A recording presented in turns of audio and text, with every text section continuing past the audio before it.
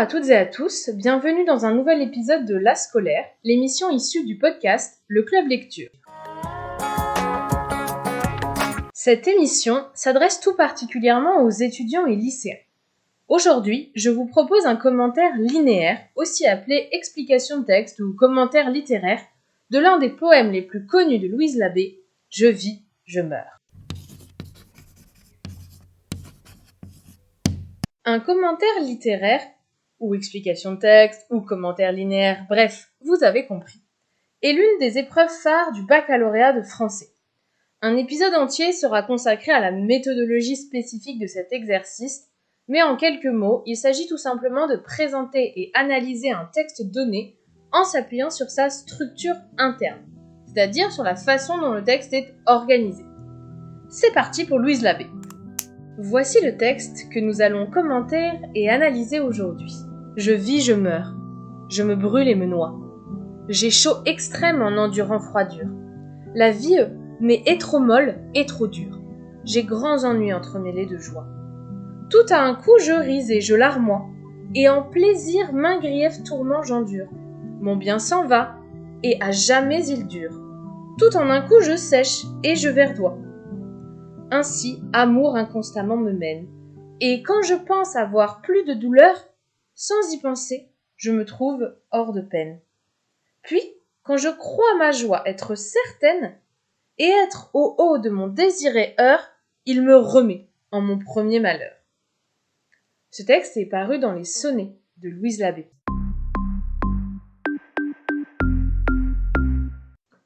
Je vais désormais procéder exactement comme lors de l'oral du baccalauréat, à savoir que nous trouverons une introduction, un développement, qui suivra donc l'organisation interne du poème, comme je vous l'ai expliqué précédemment, et enfin nous terminerons par une conclusion. En guise d'ajout et pour approfondir quelque peu l'analyse, je vous donnerai dans un dernier moment du podcast, mais absolument pas nécessaire et c'est absolument d'ailleurs interdit de le faire le jour de l'oral du baccalauréat, mais personnellement je vous donnerai ensuite quelques informations supplémentaires pour le texte qui pourront nourrir d'autres analyses ou simplement vous aider pour votre travail en classe. C'est parti pour l'oral sur Louise Labbé, le sonnet « Je vis, je meurs ».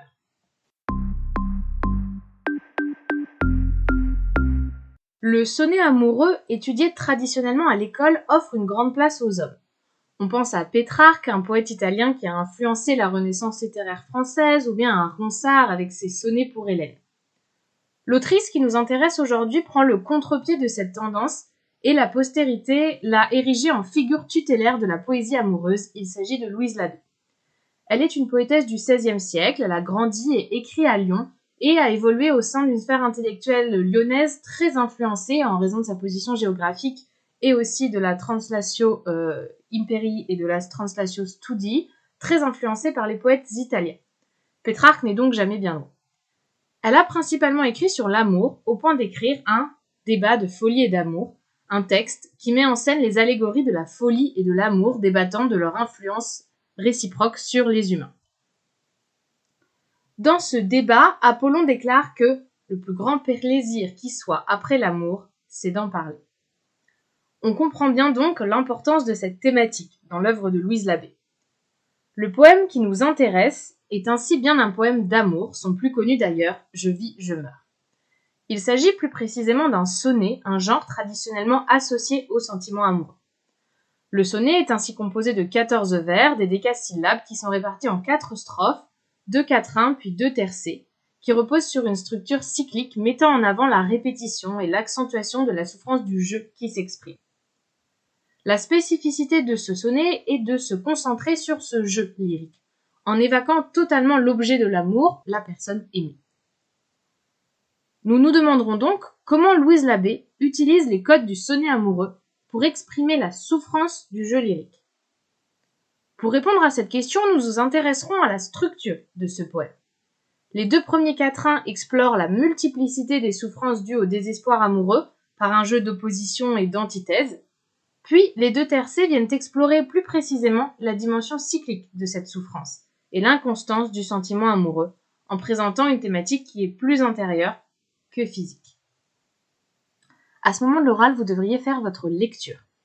Lecture à voix haute, en intégralité, du texte qui vous a été donné. Je ne le fais pas car je vous l'ai fait entendre précédemment. Nous allons donc débuter par le premier mouvement de ce texte, qui met en avant la multiplicité des souffrances dues aux sentiments amoureux. En effet, le premier mouvement est ici constitué de 2 quatrains qui reposent sur une énumération d'antithèses. Ces quatrains sont énoncés à la première personne, ce qui démontre la force de la souffrance du jeu poétique, ainsi que la généralisation à tout le corps et à toute l'âme de la souffrance amoureuse. Je vais me concentrer pour commencer sur le premier quatrain, qui montre une souffrance paroxystique, qui exprime une souffrance paroxystique du jeu lyrique. La souffrance est en effet amenée à son plus haut degré dès l'entrée dans le poème, puisqu'il amène vers la mort avec l'antithèse « je vis, je meurs ». Le poème s'ouvre donc paradoxalement sur une fin. Ce n'est ainsi pas un poème qui progresse, mais qui propose une variation autour d'un même thème, la souffrance. Cela est renforcé dans la deuxième partie de ce premier vers avec « je me brûle et me noie ». J'ai chaud extrême en endurant froidure au vers 2. Les différentes morts ici amenées par le verbe « je meurs » sont déployées, la brûlure, la noyade, la chaleur et le froid, mais ne s'opposent pas, au contraire elles se cumulent. La souffrance amoureuse est donc présentée dès les 2 premiers vers de ce poème comme une souffrance qui vient synthétiser toutes les souffrances possibles. On voit bien ici qu'on est dans un versant plutôt physique de la souffrance. Cependant, ce n'est pas seulement physique, puisque la deuxième partie du quatrain montre un versant plus intérieur, avec l'exploration cette fois-ci d'une souffrance émotionnelle. Nous pouvons citer la polyssyndecte du vers 3, et trop molle et trop dure, qui renforce l'effet cumulatif déjà présent au vers 1 avec la juxtaposition des 2 propositions initiales que nous citions « je vis, je meurs », avec le même système antithétique ici « et trop molle et trop dure », avec en plus un parallélisme de construction. Ainsi, le cumul et la superposition des souffrances se poursuit au vers 4 avec des souffrances qui sont dites entremêlées. J'ai grands ennuis, entremêlés de joie.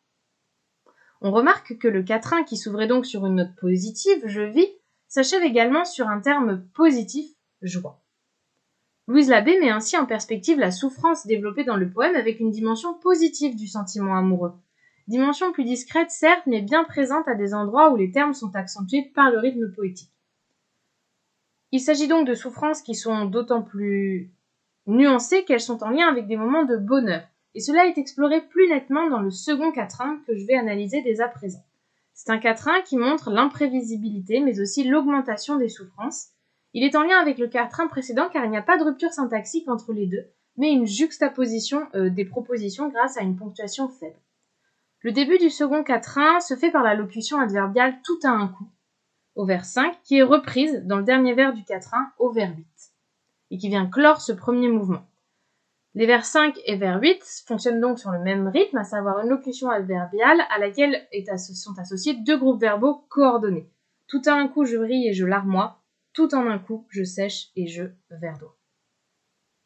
On voit bien ici la répétition tout à un coup, tout en un coup, qui marque ici la soudaineté de la souffrance et vient juxtaposer bonheur et malheur.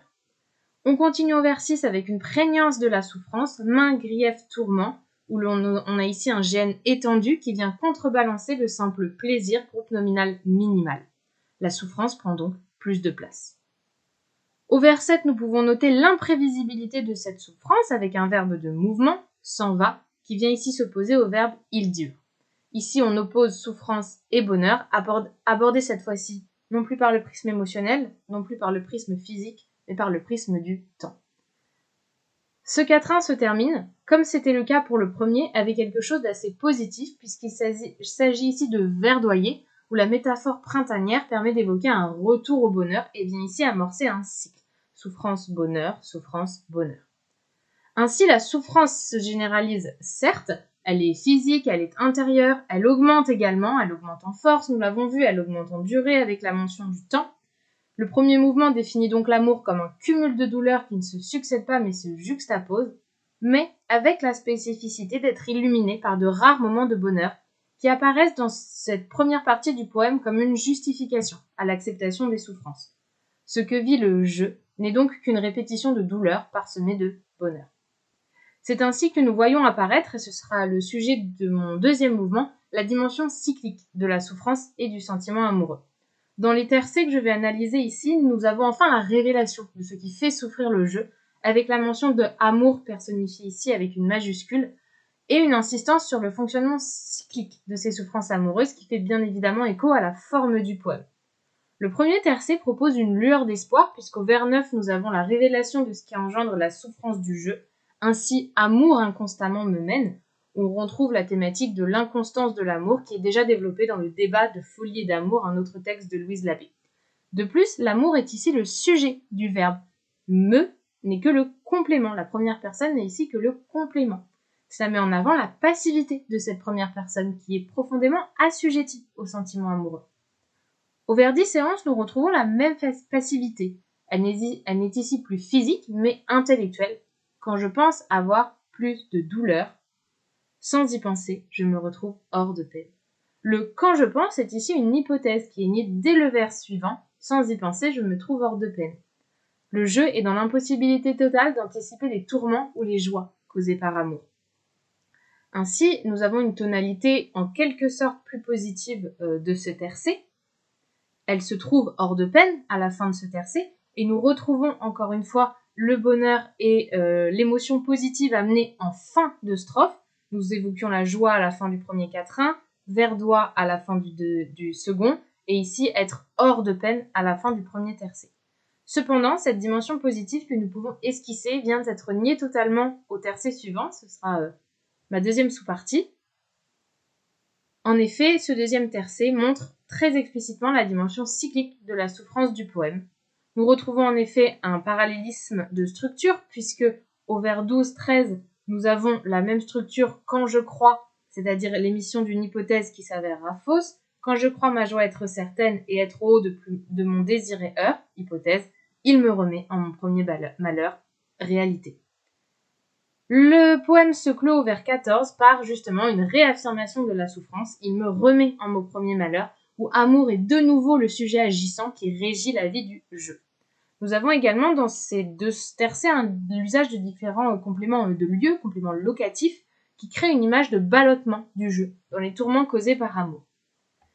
La dimension cyclique est renforcée dans le dernier groupe nominal du poème, mon premier malheur, par le numéral premier, qui invite ici à retourner au début du poème et fait ainsi figurer dans le poème même la répétition sans fin des souffrances amoureuses.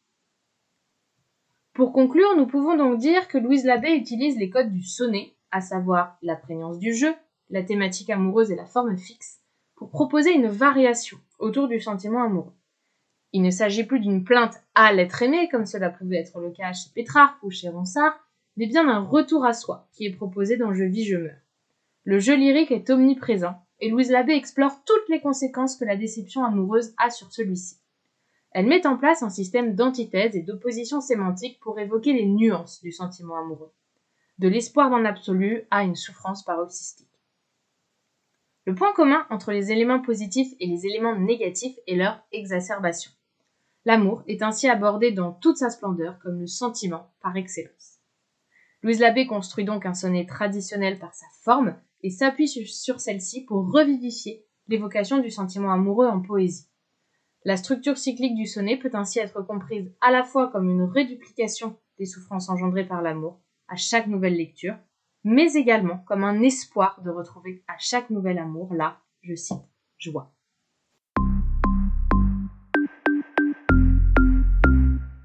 Voici donc un exemple de ce qu'il était possible de faire avec un commentaire linéaire. Il est important ici de se rappeler que plusieurs plans sont possibles.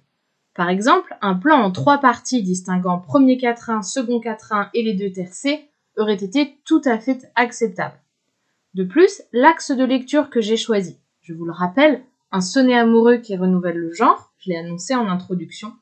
Cet axe de lecture invite à lier le fond et la forme du texte. Il permet de montrer la spécificité de ce poème en regard de l'histoire littéraire dans laquelle il s'inscrit. Mais on aurait pu construire d'autres axes de lecture. Un axe plus précis sur la souffrance amoureuse, un axe plus large sur la définition de l'amour proposée par Louise Labbé. Gardez bien en tête que plusieurs plans et axes de lecture peuvent être proposés sur un texte.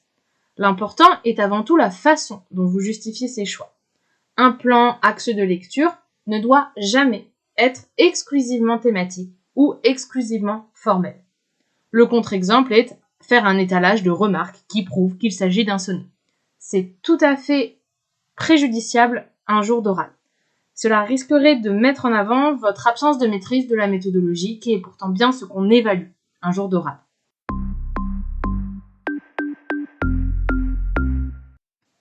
Avant de vous quitter, je vous livre ici quelques remarques plus techniques sur le texte qui pourront vous servir le jour J, si elles vous reviennent en tête miraculeusement, ou bien nourrir tout au long de votre année scolaire votre étude de ce texte, si d'aventure votre professeur vous le propose. Au vers 1, il y a des antithèses qu'il faut identifier. Je rappelle la définition d'une antithèse, c'est le rapprochement d'idées opposées grâce à la syntaxe. L'antithèse évidente est le « je vis, je meurs ». Au vers 2 et 3, il y a des rimes entre froidure et dur, ainsi qu'une prégnance des sonorités consonnes qui mettent en avant ici la force du mot et donc la douleur de la personne qui s'exprime. Au vers 3, nous trouvons une polysyndète. Une polysyndète, c'est lorsqu'il y a plusieurs coordonnants qui sont inutiles. Ici, il s'agit du coordonnant « et », conjonction de coordination « et ». La vie m'est et trop molle et trop dure. On attendrait beaucoup plus aisément la vie m'est trop molle et trop dure. La polysyndète, la multiplication des coordonnants, permet ici d'intensifier ce qui suit, à savoir la souffrance. Au vers 5, nous pouvons noter la rupture avec le quatrain précédent grâce au tout à un coup, locution adverbiale qui marque la soudaineté. Il est important de noter au vers 5 et 8 le parallélisme syntaxique. Un parallélisme syntaxique, c'est lorsqu'on utilise une même structure de phrase, une même structure syntaxique, mais avec des mots différents. Tout à un coup, je ris et je larmoie, vers 5. Tout en un coup, je sèche et je verdoie, vers 8. Au vers 10, 11 et 12, nous notons la variation sémantique et syntaxique autour des verbes penser et croire. Pense, penser, croit. Tous font partie du domaine de l'esprit et non plus du corps. Merci pour votre écoute. Le contenu de ce podcast a été construit en s'appuyant sur l'édition des œuvres de Louise Labbé, publiée sous la direction de Michel Jourde au masculin et de Michel Clément au féminin, publiée chez Garnier Flammarion. À bientôt sur le Club Lecture.